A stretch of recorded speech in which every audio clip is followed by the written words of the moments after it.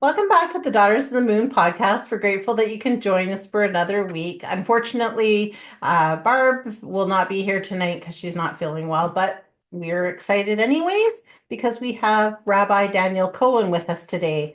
He is a popular motivator, mentor, and inspirational speaker.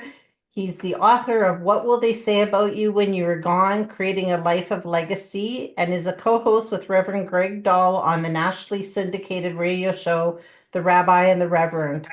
So, welcome. We're really excited. Well, we're both really excited to be on here, but just me going to interview you today. So, Thank well, you. I appreciate the time. yeah. So, I read a little bit of your bio. Can you tell us a little bit about how you got into this? And I was really intrigued when I was looking about and listening about your book that you wrote and leaving this legacy behind you. So, do you want to talk on that? Sure. Yeah, I mean, I would say that I always grew up with a sense that our lives matter, that every day we have to do something to really try to create a moment of future memory, really not to take life for granted and to live from crisis to crisis, which oftentimes people do. And I guess when my mom suddenly passed away from a brain aneurysm, when she was 44, obviously I realized that you can't take anything for granted, that life can change in an instant. And even though I grew up with a real strong sense of my mom, a blessed memory, would always say, you'd ask her how she was doing. Thank God, fantastic. My father always reminded me that I was here for a purpose. It didn't resonate in the same way. But then when your whole world is turned upside down, you really begin to think about, how fragile sometimes life is. And then when I got to the same age as my mom, I was only in my early 20s when she passed away. But about 20 years later, when I got to the same age that she was, I began to really think more deeply. Am I doing the most that I can with the life that God has given me? And as a rabbi, I also felt sometimes that, again, people get motivated, somebody dies, somebody's sick, they'll say, Rabbi, pray for me. And then I might not hear from them, and this is not just in Judaism. I think a friend of mine who is a reverend would say he's got creasters, Christmas and Easter, it's just in the just that that's the holidays. But at the end of the day, life is not meant to be a highlight film. But really every day is, from a mystical standpoint, has a unpolished diamond that God gives every human being. And our job is to really try to polish it every day and radiate as much light as we can to the world. So I began the journey when I started to think about this by actually reading through hundreds of eulogies that I wrote to try to think about what is a life of legacy. And then a friend of mine suggested that I really am trying to help people reverse engineer their lives. So I developed this, I would say, pathway called What Will They Say About You When You're Gone? I help people identify what is the best version of yourself, the life that you want to lead, and then I take them on a journey of 7 principles to reverse engineer their lives so they lead lives now for how they want to be remembered. I love that. And I think that's so true, right? Because we often, especially if we're following a faith, we often do, dip in and out of it. And, when we are looking at our legacy and things like that, you're exactly right when you say that we look at it more when we have a major crisis in our life, or if we lose someone that really does make us think about just how short a time that we do have on this earth to, Yeah. do the things and find our soul mission, our calling. Yeah, no, 100%. And, part of it is that we don't oftentimes appreciate that, God sometimes believes in us more than we believe in ourselves. He really doesn't just give us new life simply just to give us new life every day, but it's because he believes there's something unique that we can contribute. And that's something that the more that we are mindful of that, the more in tune and tapped into a higher frequency of living that will be. Yes. So, how would you say that a person could start to tap into that to be able to find what they are meant to be doing on this earth at this time? So I think part of it, and this is also something that it takes, I would say, really crafting a sacred time to tune out all the noise and to tune into what's going on inside your soul. Put down your phone, spend an hour, and try to answer questions, which is actually what I do. Like, what are the 5 words that you want to be remembered by? If you have 24 hours to live, what would you do and why? What's worth fighting for? I think about that. It's interesting. Somebody who never knew my mom was down in Atlanta where I grew up, and they happened to ask somebody who they saw, like, can you tell me about Sandra Cohen? My mom was a math teacher at a school in Atlanta, and there was a plaque on the wall about her. And somebody said, like, tell me about Sandra Cohen. And the person said these words, she was a stranger to no one. And I thought about that. Like, that's a great set of 5 words to live your life by, a stranger to no one. That, you're able to see the divine in every human being. And, just thinking about those. Okay, sorry, go ahead. That's okay. Um, what I was saying is that, those, and you talk about how do you start? You start by beginning to really think about these questions in life. And, it's interesting. A friend of mine did the exercise, which I do, in many organizations, companies, or just as part of the academy that I run. And the person said, like, I wrote down that I'm a friend, that I'm a husband, that I'm a son, and I forgot to write down that I'm a brother. And I realized I have a sister, and I need to invest more energy in that relationship. Now, it was a simple exercise, but when you begin to think about, again, what are your 5 words, it actually helps you align the life that you have now with the way that you really want to lead your life. And, I call it, I would say, like a spiritual alignment. Most people, you check your weight, you exercise, those are important. We make sure that we're in good shape physically. We could check periodically our financial health, but, at the end of the day, how often are we checking in to our spiritual health? And the metaphor that I like to give, a mentor of mine said, the body is compared to the horse, and the soul is compared to the jockey. And the question in life is who's leading who? Is it the horse leading the jockey, or is it the jockey leading the horse? And oftentimes in life, we're checking off our boxes, but are we really actually reflecting the life that we truly want? So rather than wait again for that moment when there's a crisis, when we wish we had more time, I hope that people will take the time when they have the blessings of abundance and they have health, just to say, wait a second, I may be busy. As a pilot once said, I have good news and I have bad news. The good news is we're making great time. The bad news is we have no idea where we're going. That's a problem. Yes, absolutely it is. Well, and We're it's getting in so about an hour early, but I have no idea where we are. so no, just go for it. Yeah, no, and I think that's so true because I think that we often live our lives, but we don't actually live our lives. We just, we get on that hamster wheel, and like you said, we're checking off the boxes as we're going along, but we're not really fulfilling our souls to the things that we want. Rather, that's, being around family, or it's finding our path, or whatever it is, being kind to strangers. Like, I love that about your mom because, yeah, you don't think about that when you're doing it until you're sick. And then you're like, oh my gosh, like, did I accomplish all the things that I wanted to truly accomplish? Not just this check mark that everybody has, right? Exactly. No, for sure. And part of it also, and this is, I think, where, we're living in a society which actually makes it difficult because we oftentimes determine success based upon how we measure up to somebody else. I mean, that's what media is all about. Like, you can be happy if you have X, Y, and Z, or, there's this comparison. But at the end of the day, that's the dangers, by the way, of social media, because people can get very anxious and, in fact, depressed when they don't have what other people have. But at the end of the day, I like to look at life as being um, a huge symphony. I believe as a Jew that the Bible, the Torah, is God's score with all the notes to help us make divine music.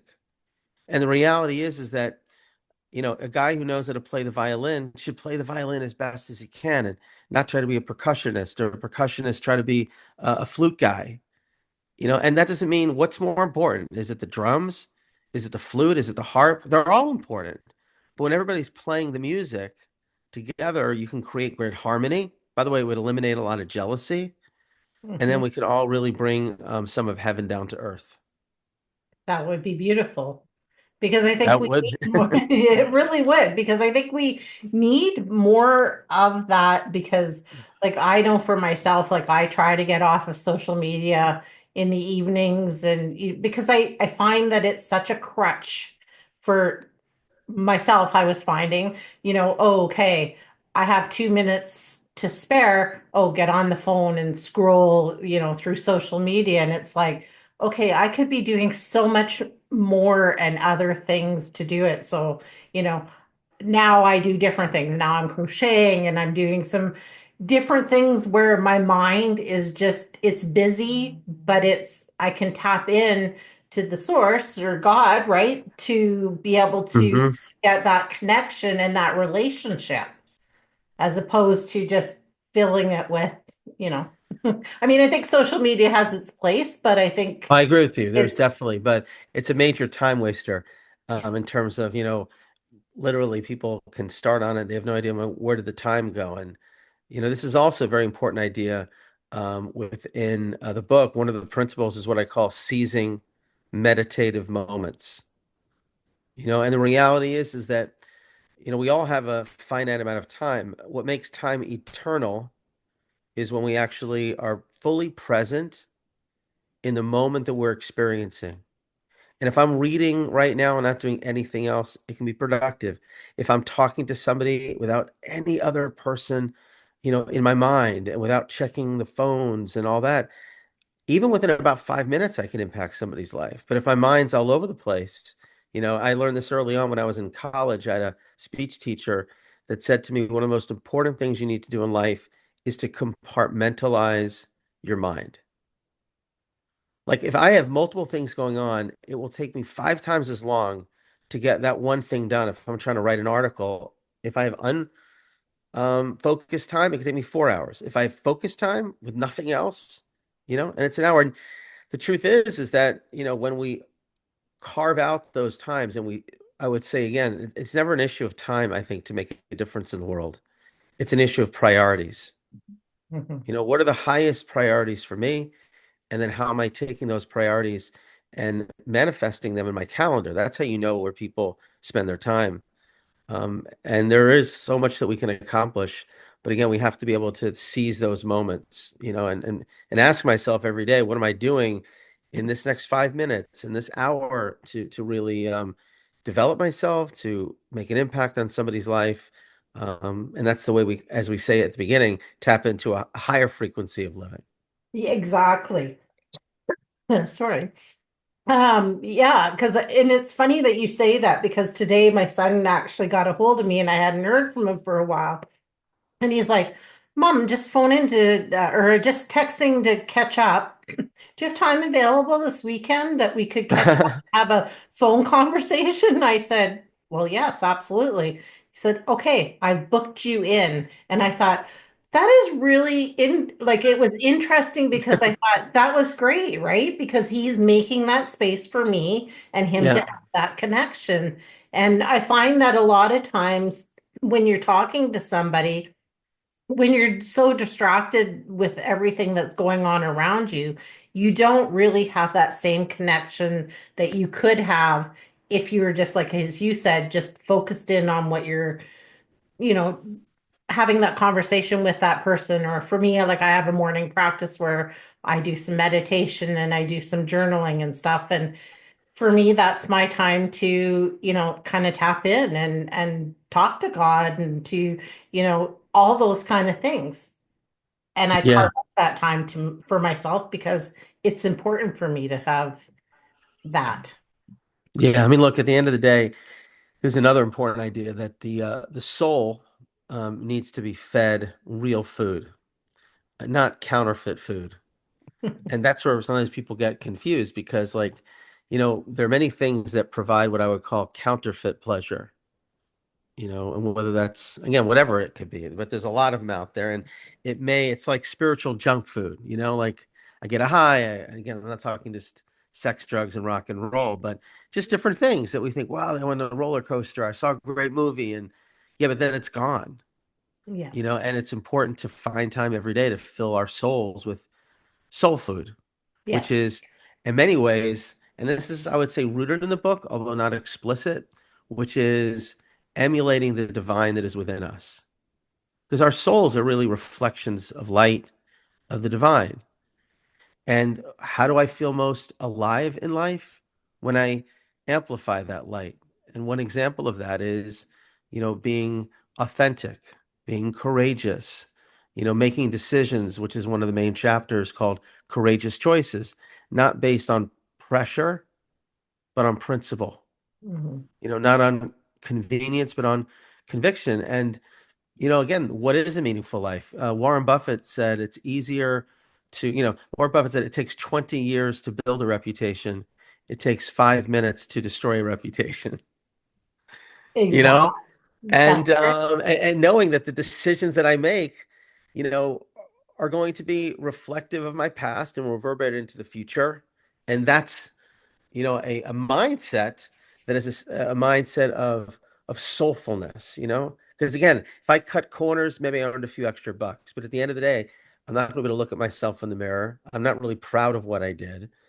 So part of developing this life of legacy is cultivating the spiritual courage to make those choices. I think about a righteous person during the Holocaust. His name was Aristides de Sousa Mendes, a Portuguese diplomat, not Jewish, but he really risked his career to try to get visas to Jews in order to help them escape during the Holocaust. And his family said to him, like, what are you doing? He wasn't in danger of losing his life, but, he was really putting his whole future at risk. And he said, after he thought about it, he said, I would rather stand with God against man than man against God. I'd rather stand with God against man. And, that's part of this idea of doing what's right, not what's just convenient. Yeah. That's a soulful way of living.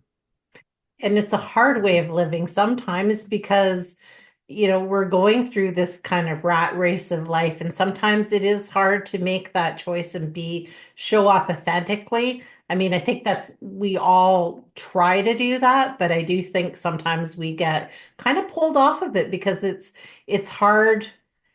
And I think what I hear you're saying is when you know what your true convictions are and what you truly want to stand for, it isn't Yeah. as hard to stand in that path and be more authentic that way. Yeah. And I think part of it relates to also like, it's really about a process. In this case, we'll just dive down for a few more minutes of identifying what do you stand for? That's part of the original question. What are your values? Because, if somebody is confronted by a morally ambiguous decision, and a person doesn't know what their values are, then those decisions become wrenching because there's a calculus. What's the cost benefit? Will I be caught? How am I going to feel about it? But if a person has a North Star and said, these are my values, then you just look at the issue and say, does it fit with my values or does it not fit with my values? And that's part of, cultivating that. There was a story during the 2012 Olympics in Beijing. It was a front page story on the New York Times, and it was talking about a bit of a scandal with Olympic swimming. And the scandal was around something called a dolphin kick, which was a kick that's illegal. The only problem is that the umpires, the referees, couldn't see whether people were doing the dolphin kick for just a few seconds when they left the wall. So they asked swimmers, they said, if you know you're not going to be caught, would you do it anyway? And many of the swimmers, obviously, they requested anonymity, said, well, if everybody's doing it, I'll do it. But there was one Olympic swimmer, he won a bronze medal, Brendan Hansen. He says, that's not the way I was raised. I don't cheat. And that's what it means to kind of lead that sort of courageous principle life. Mhm. Mhm. Yeah, and I I like that. I like that message because I think that's so important. And I know, I see some people struggle with it because it's like they want to do this right thing that they feel in their heart is the right thing, but they have a hard time because they're like, what if somebody judges me? What if they, don't agree with what I'm doing per se? So I think that's something that people struggle with, right? Is Yeah. like, what if? Well, it's funny. I was on the phone with, I would say, a person in government in my area. I can't say much more than that. And there was a ethical issue that they were dealing with, and they called me up for some guidance. And I said, like, what's your hesitation about like doing the right thing? And they said, well, there's been people that are going to lambast me on social media. And I said to the person, well, so what? So what? I mean, at the end of the day, it says in the book of Psalms 16, God stands before me always. That's what you have to hold in front. What does God want me to do? What's the right thing to do? And many times, God wants us to be kind to people. He wants us not to um, dig for the dirt, but mine for the gold. He wants us to give people the benefit of the doubt and stop worrying about all those other stuff. Because then, you know, you just become a transactional person, somebody who's really weak. But we're living in a world, unfortunately, where people don't have the moral courage to do it. Um, but I'm an optimist. We all have the capacity to do it. No We do. excuses. We do. And it really only it only needs one person to start it. And, as soon as you start it, it's kind of has that ripple effect. And I think you would know about that with your Elijah method. I was listening Mm, to a little bit of, and I'm a big fan of that, right? Of going mhm. out and being good to people and giving people. And, it's even for me as a small thing that I do is when I go get groceries, I always put something in the food bank because I think, how grateful am I that I have this money that I can, buy good food. And why would I not want to help somebody else that might need that might be Yeah. in a tough spot, right? No, 100%. And, that idea, like people think, that we have to change the world. I mean, the whole notion behind the Elijah moment is, rather than change the world, is change the world of one person. And that's the way you begin to change the world. And it could be as simple as just acknowledging the cashier, seeing somebody maybe struggling with their groceries. I don't know why I'm talking about supermarkets, maybe because it's you are. But the point is, I mean, the supermarket is a place that is totally ripe for doing kind deeds for people. Somebody doesn't know where to find something. How can I help you? You don't have to be employed by the supermarket to be a nice person. And those moments are everywhere and they are anywhere, really. And to me, that's the way we really can change the world because it's not just about, and this is one of the main ideas, most people wait to be asked to do something nice. Mhm. Living with a sense of the Elijah moment means that I'm anticipating opportunities for impact.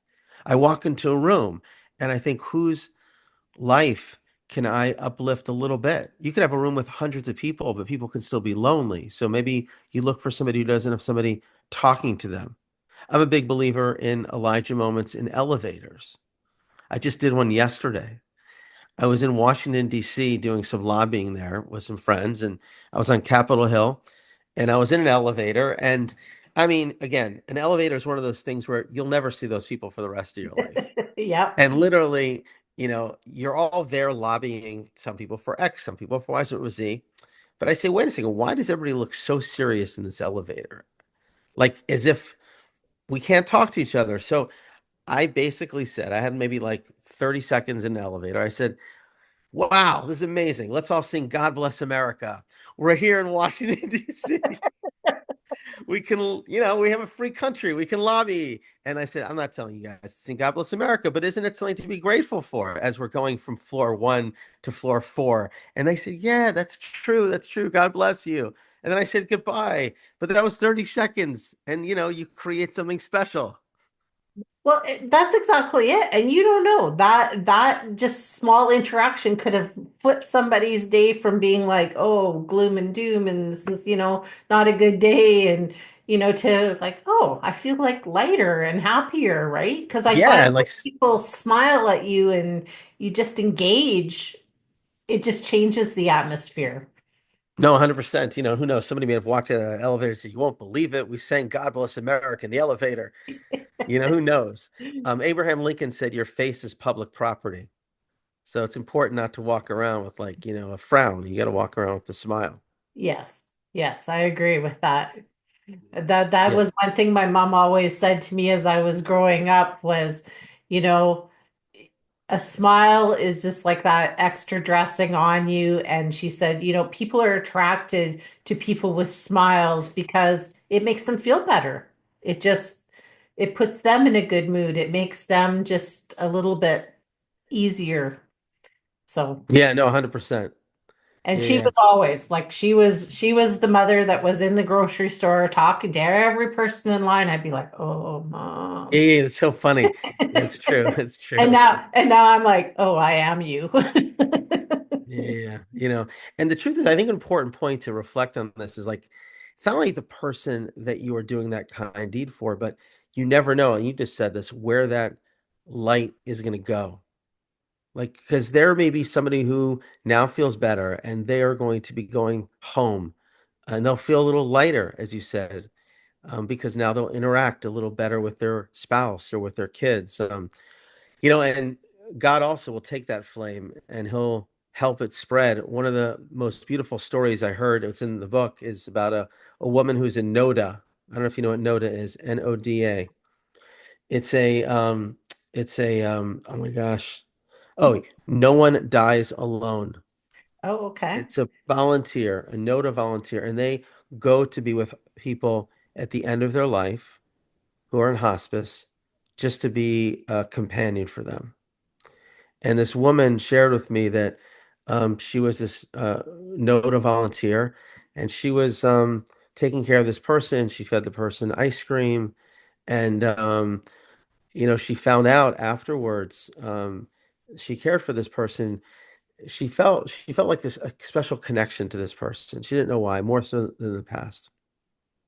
So after the person passed away, she was talking to the children of this person. And she found out that this person who she was helping at the end of life, that person's father was the doctor who delivered her in the hospital about 40 to 50 years ago. Wow. So here she was helping this person's child at the end of their life. And years earlier, this person's father was helping bring her into the world. Wow, that's full circle right there. Yeah, yeah. And I think it's amazing when people do, and I think, we should all strive to do that, is do these things that, well, like obviously she's got a big heart and, doing it without expecting anything in return. Because I see a lot of that too, is people will I don't know. They do things, and I mean, I get the social media to kind of get it out there to sort of prompt people like, hey, you could do this too, right? In a Right. small way of anything, whether it's buying a coffee or, like you say, just being friendly. But I feel like there is some people out there that are looking for, I'll do that and be nice to you, but I want something in return. Well, that is not a divine way of living. I mean, the No. reality is that, it's not always easy, but what does it mean to emulate the divine, which is inside of us? It means to be kind without expectation of anything in return, just to put it out there. I mean, God will handle the rest. I mean, we're not in control. We don't know where these things are going to go. But it says in Ecclesiastes, written by Solomon, he says, "Cast your bread upon the waters, and someday it will return." The bread symbolizes the bounty that you have. Cast it on the waters. Like, just put it out there into the world, and you or don't know where it's going to go. But don't worry, God's got it all planned. He's got it all out there. You just like put it out there. Yeah, that's exactly it. So is with some of your teachings and some of the way that you live your life, is that what prompted you to write this book then? I would say through the journey of the book, I've been more attuned to these values within me. And they definitely have grown over time. Like I'm definitely, I would say now and hopefully continue, God willing, to improve more aligned with these values. Like I guess it's as you get older and I do more studying now and more personal reflection. I also am involved in helping more people. So I'm growing through that process. But it wasn't like, when I was in my 40s, I had this roadmap and here it is. And I have this like monopoly on wisdom. I don't.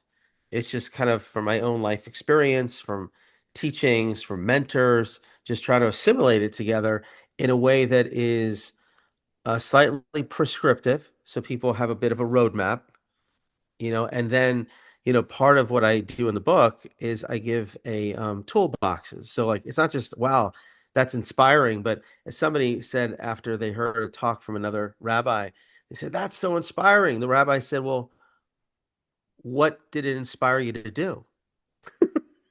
It's not just enough to like, wow, that's cool, let me go back to doing whatever I'm doing, but it's about action and just really trying to do things that really move my spiritual life forward and help other people in the process. Yeah. So with these toolboxes, can you tell us what one of them maybe is that people Sure. could use? Yeah, so I would say, first of all, when you think about like here's an idea. I tell people, um, it's called the 3 minute principle. Now, nobody who's listening to this doesn't have 3 minutes. Anybody too busy to have 3 minutes? Of course. So plug in 3 minutes in the morning, and I would say here's three things you can do. 1 minute, basically, you need to meditate on some passage or something in the Bible or whatever moves you, A second is to write down something that you're grateful for. But here's the trick. You're not allowed to repeat yourself. So what happens is my daughter actually does this, and she did it at least. And at the time when she told me about it, she was up to like 770 of them. Okay. Doesn't repeat herself. And she Wow. said, every night before I go to sleep, I read 50 of them. How can I not be grateful? So meditate on a verse and pray. 1 minute, find something that you're grateful for, write it down. And the third minute, send a text, call somebody, or just reach out to help make somebody's day. I love And I that. encourage people at the beginning of the week, spend 15 minutes writing down people's names in your life that you wish maybe you were a little more in touch with, people that are sick, people that could use a pick me up. It's easy. I mean, we all have people like that. Like, I wish I called this person or I wanted to thank this person. So that's your list. And then plug in 3 minutes every day and your life will be transformed. I love that. That is amazing. I did try that for 1 month. I did because I do a grateful journal every night before I go to bed. And so I had read that somewhere about doing it and not repeating yourself. And yeah, I can tell you it was work, sort of, but it was interesting too because you realize just how much we do have to be grateful for. When you can't repeat yourself, it's like, okay, no, I said that yesterday. I was grateful for my children yesterday. Oh, okay, I was grateful that lady smiled at me at the store. There's Right, so right. many things, right? I'm grateful that, the weather warmed up here. There's just so many different things that we can be. So I love that. That's a wonderful. Thank you for sharing that with Yeah, everyone. you're welcome. And it's again about just conditioning our minds and our practices. Because at the end of the day, it is the actions that we do. Like think about it, for example, even, that 1 minute, if every day we like shared a kind word or reached out to somebody in an intentional way. I'm not just saying because the truth is we'll see people all the time that we can be nice to, but how many times has somebody had an impact on our life, a teacher, a friend, and we lost touch with them. And maybe we want to like reach out and say thank you. I know we feel great when somebody does that to us. Might Mhm. as well do that to somebody else. And it helps them, it helps you. So it's not that complicated to lift up our lives. No. Well, Thank you for that. I'm going to include that in my daily thing because Sounds good. I do the grateful journal. I do my meditation and reflection and stuff. And so I got those ones down. I like that. And I think that's important. And yeah, because I often think of people and think, oh, I should reach out to that person. And then your day takes over and you just don't. And I love just carving out that time to make that Hmm. important part of your day.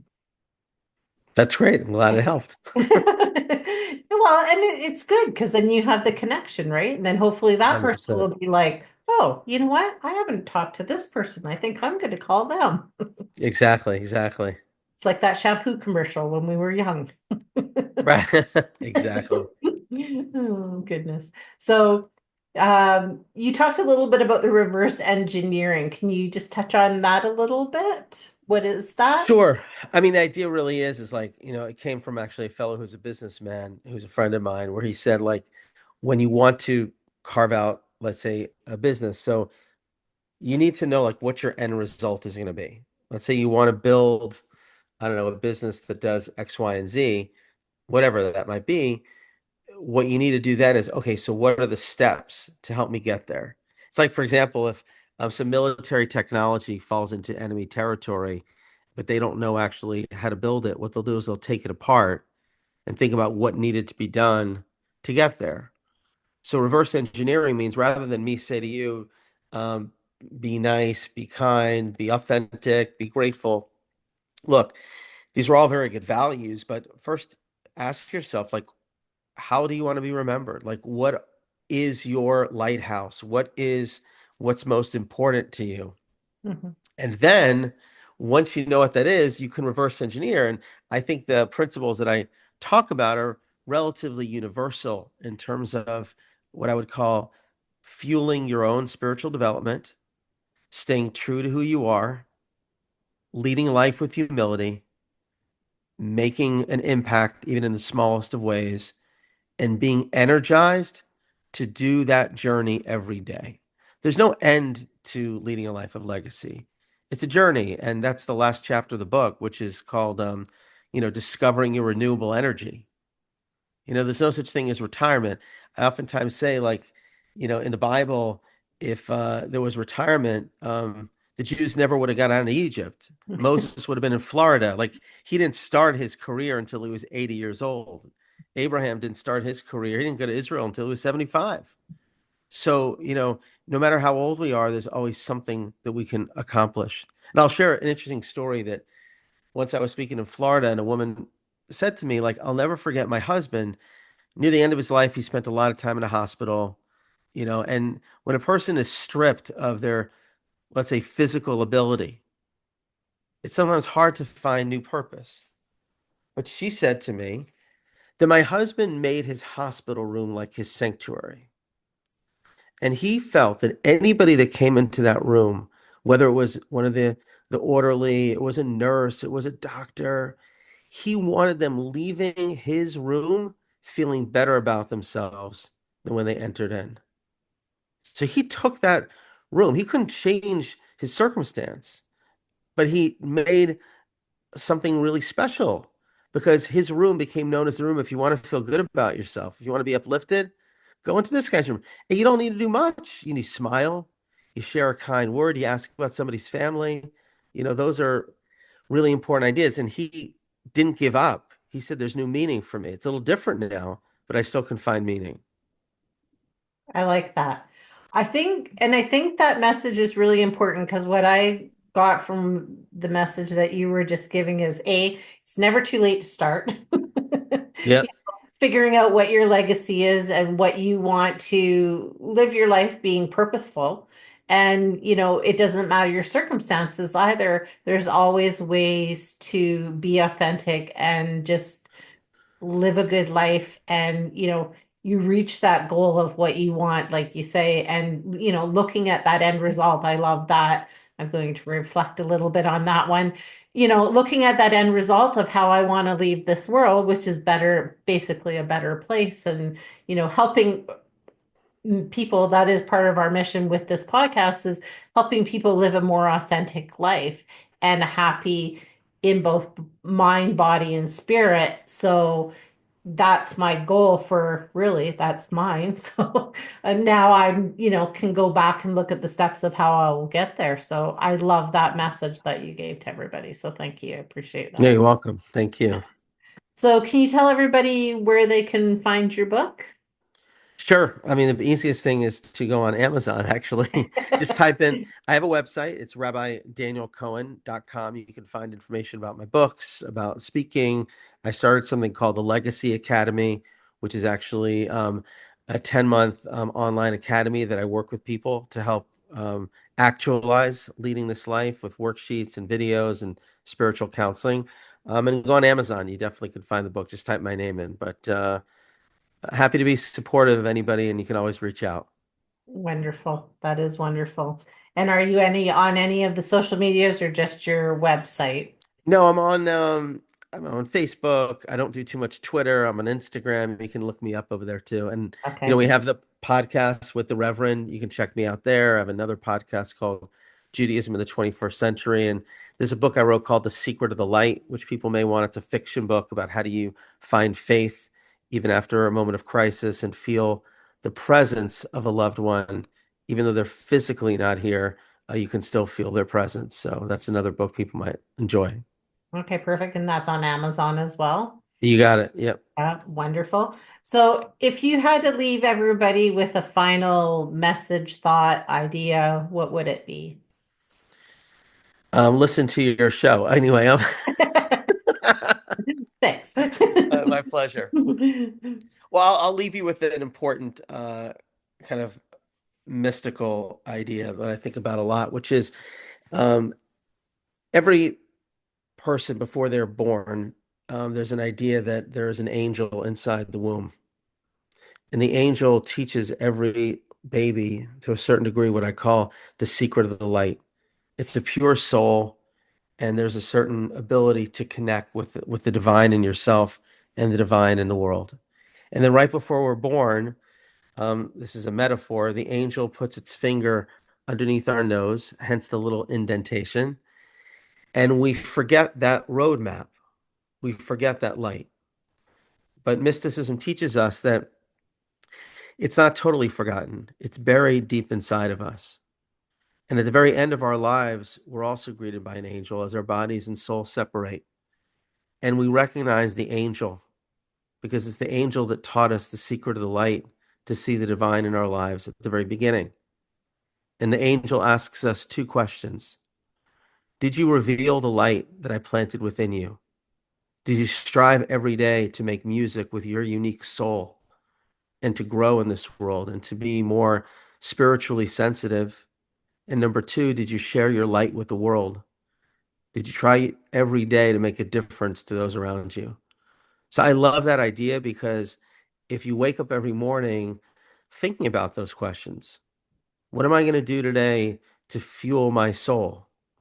And what am I going to do today to make a difference in somebody's life? And then at the end of the day, you try to answer those questions. The days will not just be fleeting, but the days will be eternal. Our lives will be transformed, and I'm sure all those around us will be uplifted as well.